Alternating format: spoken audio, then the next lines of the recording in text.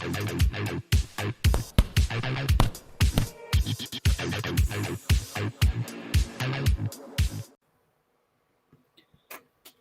there, boxing fans around the world. Thank you for joining us once again on Talk and Fight for another episode of Boxing News Today, courtesy of your friends and my friends over at boxing247.com. What a weekend of boxing we enjoyed. I'm sure like I did, you saw the Anthony Durrell knockout of Marcos Hernandez. Whoops, someone obviously knew it's my time to go on the air. Yes, Flint, Michigan's Anthony Durrell scored a stunning highlight reel knockout of Marcos Hernandez. He was 15-5-2, by the way, with 3 knockouts. Just seconds into the 4th round. What a great fight. What a great knockout. I can't say. Anyway, it was knockout of the week, courtesy of our boys, Mike Ward and Cedric Ban on Talk and Fight. Ask you to check them out as well. Durrell wound up and unleashed a vicious right uppercut to send Hernandez flat in his back and score the one-punch knockout.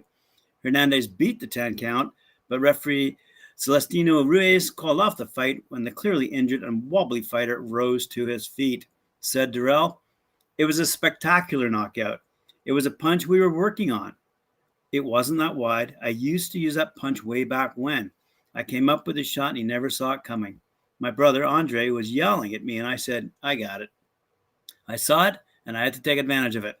I had to take it away from him."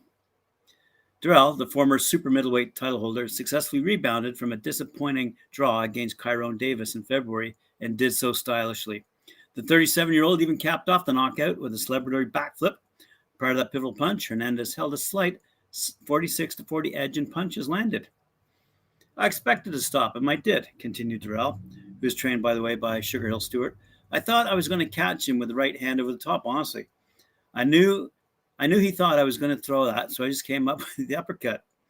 I came out here and made a statement." And boy, what a statement that was for all of us boxing fans. I hope you enjoyed it too.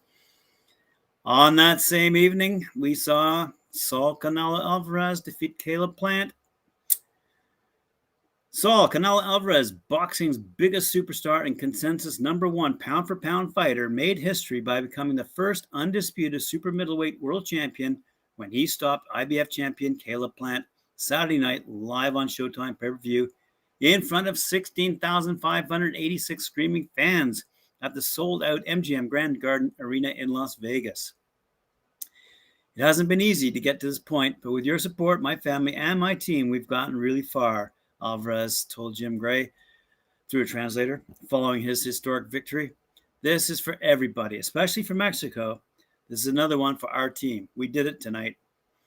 After months of intense build-up to the fight and 10 rounds of back-and-forth action in the ring, the fight came to a dramatic end in the 11th round. Canelo connected flush on a left hook that signaled the beginning of the end for Plant, who fought valiantly in his pay-per-view main event debut. Canelo, who is now 57-1-2 with 39 knockouts, followed up the left hook with a huge right uppercut that sent Plant to the canvas for the first time in his career. Plant, who's now 21-1 with 12 knockouts, returned to his feet, but was never able to recover. Canelo pounced on his injured opponent, unleashing a barrage of power shots that again floored Plant. This time, referee Russell Morris stepped in and put an end to the action at 105 of the 11th round. "Caleb is a good fighter," continued Canelo. "I have a lot of respect for Caleb Plant. He's a difficult opponent with ability, and I do respect him. We're both men at the end of the day. He wanted to fight me and still continue. I told him there's no shame. We had a great fight tonight." Good for him. Elsewhere in Las Vegas, we saw Elvis Rodriguez KO Juan Pablo Romero. Hard-hitting Elvis Rodriguez, 12-1-1 with 11 knockouts, bounced back from his first career loss in a scintillating fashion, scoring a 5th-round knockout over the previously undefeated Juan Pablo Romero, who's 14-1 with 9 knockouts, in a super lightweight bout scheduled for 10 rounds. The Dominican southpaw Rodriguez landed a straight left hand that sent Romero to the canvas for the second time in the fight and the second time in his career at 2 minutes 49 seconds in the 5th round. Resigned to defeat, Romero sat and watched as referee Robert Hoyle reached the count of 10. Rodriguez's powerful left hand was also responsible for flooring Romero in the 4th round. "I am fully aware that I started out slow in the first 2 rounds, but then I saw signs of wear and tear in his face and I gained the upper hand," said the 25-year-old Rodriguez, who was trained by Hall of Famer Freddie Roach. Romero is a fast starter by nature, but I'm the other way around. Then I was able to straighten out. After a slow start, Rodriguez outlanded Romero 47-36 in the fourth and fifth rounds. 159 of the 169 combined landed punches in the slugfest were power shots. I've got to give my opponent credit. It's just never about you, said the 31-year-old Romero, who represented Mexico in the 2016 Olympics. I decided to not put my health on the line anymore in order to come back and fight again in the future. Tonight just wasn't my night. The division already knows who I am. After having seen most of my fights, Rodriguez added, I suffered a little setback, but I think that everyone knows that Elvis Rodriguez brings powerful, quality punches in each fight. And I'm sure we'll see him again. Elsewhere, we saw 35-0 former champ Ray Vargas defeating Leonardo Baez that night as well. Former WBC Super Bantamweight World Champion Ray Vargas, as I said, 35-0 with 22 knockouts, showed no signs of ring rust in his first fight in 2 years, cruising to a unanimous decision over Leonardo Baez, who's 21-5 with 12 knockouts, in a Mexico versus Mexico matchup in the second fight of the telecast. Fighting for the first time at 126 pounds, Vargas used his significant height and reach advantage to dictate the pace of the entire matchup. Vargas' vicious body attack, he landed 71 body shots in the 10-round fight, broke down the much smaller and overmatched Baez, whose awkward style led to several accidental head clashes throughout the bout. We knew what we were in for, said the 30-year-old Vargas. We were prepared for a strong fighter, and we planned to outbox him. We had a lot of good exchanges, and there were moments when I stood in front of him and landed my punches. I'm more of a technical fighter. I'm not a brawler. The plan was to fight and to box and to punch without getting punched. I had to stand there and throw big punches. That's part of the game. Already a former champion at 122 pounds, Vargas now has his sights on becoming a two-division champion. I was surprised he went the entire distance. He's a good fighter, and I don't take anything away from him. I'm looking forward to my next fight being for a world title. So do we. Elsewhere, in Rome, Matteo Cignani versus Ruben Diaz result. On November 5th in Rome, Italy, European middleweight champion Matteo Cignani, military of the Italian Coast Guard, defeated on points Ruben Diaz out of Spain in the main event of the show presented by Dave Diamante, promoted by Opie since 1982 Matchroom and DAZN, and streamed live in 200 countries. Cignani was more active and delivered more punches than Ruben Diaz, who has said that win or lose, this would be his last fight. That attitude and 2 years and 4 months of inactivity led Diaz to produce a bad performance. Elsewhere, let's move on to the Boxer series that took place in Liverpool. And a little highlight on Corey Gibbs. Undefeated Gibbs wins 3 fights in one night, secures tournament victory and grand prize live on Sky Sports. Corey Gibbs entered the Boxer Series Liverpool super lightweight tournament as the only undefeated fighter in the lineup. 3 fights and 3 wins later, he retained that undefeated status and left the ring with an enhanced reputation and a large winner's check after besting Tom Farrell, who's 20-5 with 5 knockouts, Lee Appleyard, who's 18-7-1 with 5 knockouts, and Sean Dodd, who's 17-6-1 with 3 knockouts in back-to-back fights, which was aired live on Sky Sports in the UK. Quote, I was confident going into it, but it's a different feeling to win it. I pulled it off, and I'm just happy, said Gibbs, now 16-0 with 3 knockouts, after winning the hard-fought tournament and final match against Farrell. Gibbs' journey started with a quarterfinal win over Commonwealth lightweight champion Dodd. Fighting his home city, Dodd had the crowd behind him and the career pedigree to make him, on paper, the toughest possible opponent for anyone's first fight of the tournament. It was a close fight in which both boxers showed their quality, putting on probably the most technical match of the tournament. Gibbs outfoxed Dodd early, but was put in trouble later in the fight, but ultimately did enough to get the nod from the judges. In the semifinal, he played Matador with Appleyard, avoiding damage from the heavy-handed Yorkshireman while racking up points of his own before meeting Farrell in the tournament's grand finale for an epic showdown, which did justice to both boxers and the sense of occasion. Starting in southpaw stances and switch hitting all at will throughout the fight, the pair showcased their boxing intellects as well as their physical prowess. Feints, distractions, and switch hitting alternated with furiously intense exchanges throughout. Gibbs had the better of it early, but Farrell came back strongly at the end of the first round. By the second, is faced with a mask of blood, testament to the warrior spirit, which had him battling ferociously until the end. Both fighters raised their arms in victory when the final bell sounded, but the decision went to the still undefeated Gibbs. Congratulations, Corey Gibbs. Elsewhere, over in Belfast, Lewis Crocker went toe-to-toe against Artem Harayan, and here's the result. Crocker retained his WBO European welterweight title after a destructive 7th-round stoppage win over Artem Harayan on Friday. The two men fought at the Conor boxing event at the Ulster Hall in Belfast, with unbeaten Crocker, who's 14-0 with 8 knockouts, producing a dominant performance, dropping his opponent, who's now 17-3-1, that's Harayan, by the way, twice on his way to the knockout win. It was equally a superb win for Padraig McCrory, earning a blistering second-round knockout win over Kelso Neves to retain his WBC International Silver Super Middleweight title. McCrory, who's now 13-0 with 7 knockouts, knocked down Neves, who's 8-2-1, with 2 knockouts twice in round 2, forcing the referee to jump in and wave off the contest, handing the hammer the impressive victory. Elsewhere on the card, Sean McComb, who's 13-1 with 5 knockouts, earned a points win over Ronnie Clark, who's 21-6-2 with 10 knockouts, with the referee scoring it 79-74 in McComb's favor after 8 rounds. And James McGivern, who's 4-0, defeated Rustem Fatkulin, who's 60. Oh, I thought he was 16-54. No, McGivern defeated Fatkulin, who's 60-54 on points after 6 rounds, while Paul Ryan, who's 2-0 with 1 knockout, picked up a rapid first-round stoppage over Damien Escobar, dropping his opponent twice on the way to a 47-second knockout win. Wow, good to see Belfast hopping in the boxing ring. Aaron the Silencer Mckenna signs with Mick Hennessey. Speaking of the Irish, unbeaten hot Irish prospect Aaron the Silencer Mckenna has signed a long-term promotional agreement with promoter Mick Hennessey and joins undefeated brother Stevie at Hennessey Sports to form a world-class strike partnership. The middleweight ace kicked off his first fight under the new deal when he features on Hennessey's triple title extravaganza on Saturday, the 13th of November at the Coventry Skydome Arena, live and free on Channel 5 in the UK and Ireland. McKenna will challenge for the first time of his career when he contests for the WBC Youth World Middleweight title in a battle of the punchers against Ghanaian hard hitter Adem Bika. Previous prospects who have won a WBC Youth crown have gone on to greatness, including the world's current best pound-for-pound fighter, Saul Canelo Alvarez, who I mentioned earlier, who McKenna aims to face and dethrone within the next few years.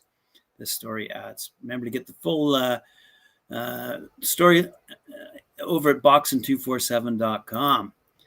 In other news regarding signings, we see that 12-0 super welterweight Michael McGurk signs with Kynoch Boxing. Kynoch Boxing are delighted to welcome 12-0 super welterweight Michael McGurk to their team. Michael is a former WBC youth champion and, following a spell of inactivity, is ready to test himself among the best in the division in the UK. Michael has big ambitions, is now training with Willie Lemond. He'll be back in action in early 2022, and Kynoch Boxing will have more news regarding his next move soon. Coming up, we'll see Dean Sutherland headlining an Aberdeen card against Michelle Esposito.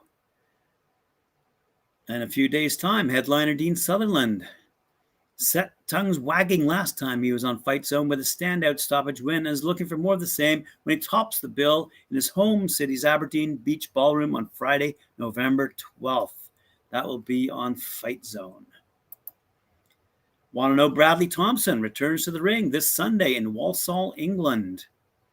Bradley Thompson can feel his man strength coming through after leaving his teenagers behind him ahead of the fight night. He's set for action in the stadium suite at Walsall's Football Club's The Banks Stadium on Sunday afternoon of November 14th as part of the show staged by BCB Promotions. After turning 20 in September, the promising flyweight is looking to build on his impressive pro debut back nearly 6 months ago. Thompson first punched for pay by removing Steve McGuire by technical knockout in the 4th and last round of his paid bout. Let's call it debut. That fight took place in the wet car park at the Sheffield Arena, but the Shropshire starlet will be close to home on this occasion. Thompson, who is from Donington and Telford, was a much vaunted amateur prodigy, so big things are expected of him in the pro game. without a doubt. Erika Cruz defends the World Crown against Melissa Esquivel in Mexico, November 26th. And speaking of women, before I forget, I just noticed that Amanda Serrano is going up against, this is what all these beeps and blurps are about. Amanda Serrano is featured as a co-main event fight on the Showtime pay-per-view when Tommy Fury goes up against Jake Paul on December 18th. Says Amanda Serrano, December 18th, I'm stepping up to 135 pounds and showing the world why I'm one of the best to ever do it. And she's up against Miriam Gutierrez. Miriam's only loss in her career was a decision to Katie Taylor. I'm ready, says Amanda Serrano, and we look forward to her fight as well on the same night. But anyway, speaking of women in the ring, Erika Cruz Hernandez will defend her WBA super featherweight title against Melissa Esquivel at the International Convention Center in Puerto Vallarta in Mexico on Friday, November 26th, to be shown on DAZN. The latest in the run of Matchroom and DAZN's new series of fight nights in Mexico with Canelo Promotions and Clase y Talento. Cruz, who's 13-1 with 3 knockouts, ripped the title from longtime champion Jelena Mrdivanovic in April, with the Mexican ending the 5-year rule of the Canadian on the cards after an accidental head clash halted the contest after 7 rounds. Dinamita's first defense is her first fight under new promoter Eddie Hearn and is the first step on the 31-year-old's path to landing unification fights at 126 pounds, with belt holders Amanda Serrano, who I just mentioned, and Sarah Mapfood on her radar, should she deal with her compatriot on November 26th. I'm really excited to defend my world title on my Matchroom debut in my home country, said Cruz. I want to put on a great performance and show the world I'm the number 1 woman in the featherweight division. Let's see what happens there. Elsewhere in December, we're seeing Kerman Lajaraga face Jack Flatley in the European title defense. Kerman Revolver Lajaraga returns to his home of Bilbao on Friday, December 3rd, defending his European super welterweight title against Jack Quiet Storm Flatley, and that'll be on DAZN as well. Well, DAZN are really getting into it. Bilbao native Lajaraga, who's 33-2 with 25 knockouts, returns to his hometown on December 3rd, defending his recently acquired EBU European Super Welterweight title. The tough Spaniard claimed victory by technical decision last time out against undefeated Frenchman Dylan Charat, after an accidental clash of heads saw the bout stopped in round 10. Ex-English champion Flatley, who's 17-1 with 4 knockouts, faces the biggest test of his career on this December card against Lajaraga, a man with 35 professional fights and only 2 losses. That's right. The Bolton super welterweight has only been stopped once back in 2019, amassing an impressive 17 wins on his way to a shot at the European title. Elsewhere on that fight, we're going to see Damian Biaccio, who's 11-0 with 2 knockouts, who's going to take on fellow Spaniard and also flawless Guillermo Rivero, 8-0-1 with non-knockout for the Spanish super middleweight title, and maintain a perfect start to their respective careers. Conor Benn faces former world champion Chris Algieri in England, December 11th. Rising welterweight star Conor Benn will face former world champion Chris Algieri at the top of a huge night of boxing at the M&S Bank Arena in Liverpool. That'll be on Saturday, December 11th, again, shown worldwide on DAZN. The Destroyer, who's 19-0 with 12 knockouts, maintained his perfect record with a shutout points win over Mexico's Adrian Granados on the Lara versus Warrington 2 bill in September, after he was given a deafening welcome by over 20,000 Leeds fans. And the Essex native is looking forward to a huge win in style as he pushes towards more titles. New York's Algieri is 25-3 with 9 knockouts. A former WBO super lightweight world champion, represents a big step up in class for the 25-year-old Ben, having shared the ring with some of the biggest names in the sport, including modern legend Manny Pacquiao, former unified super lightweight ruler Amir Khan, and unified welterweight world champion Errol Spence Jr. Quote, to headline in a city like Liverpool, you need to be in the ring against a world-class operator, said Ben. Chris has done it all.